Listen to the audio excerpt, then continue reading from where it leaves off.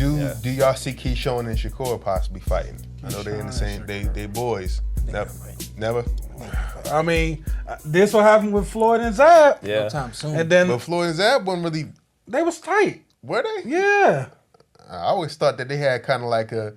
Nah, Be they cool, was- but they I'll was- beat your ass type vibe. Yeah, I guess. Yeah, Different I guess. era, Yeah, too. I guess. Yeah, different era. Yeah. Come on now. Yeah. Like me and Yeah. Keith, it was like we always knew we was gonna fight, but until then, it's like we good. You know what Everybody I is brotherly now. mean?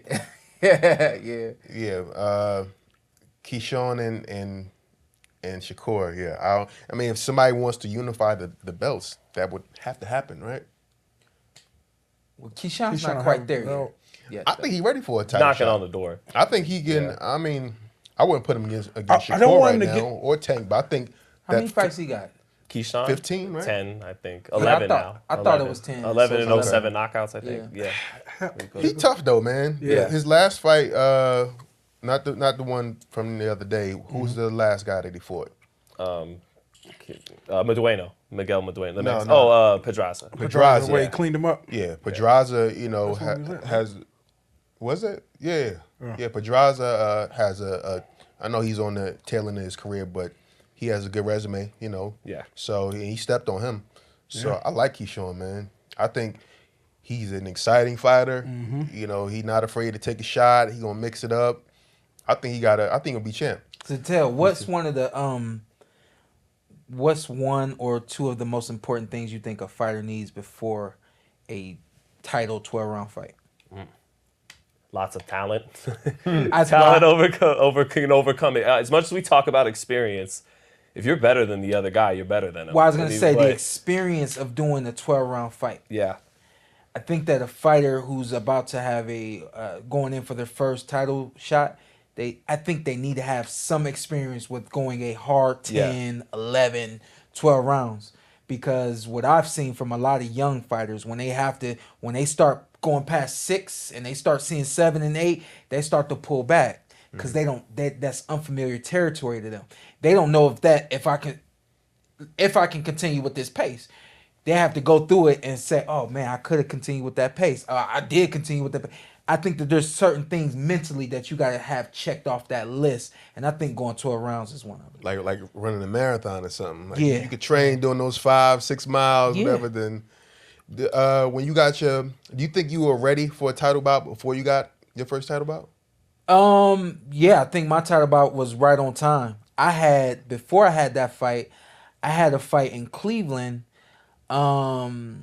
against a guy last name Jordan, and he was 6 foot.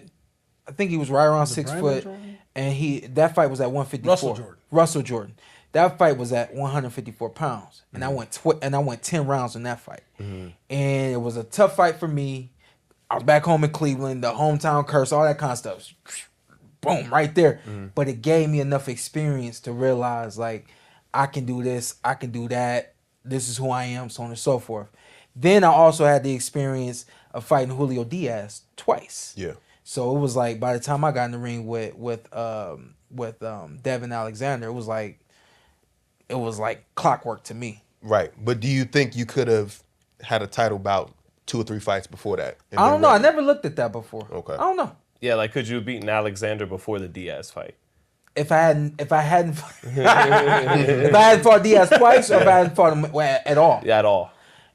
I don't know. Maybe. I don't know. Cause I still was vicious and I was still a dog. That talent and that was was still really maybe, yeah. that was what got Devin. Yeah. It was just me being a dog. You know what I mean? Like there wasn't anything, Super tricky or sad. Yeah, you know what I mean? Like it was just go in here and do what I do. It wasn't.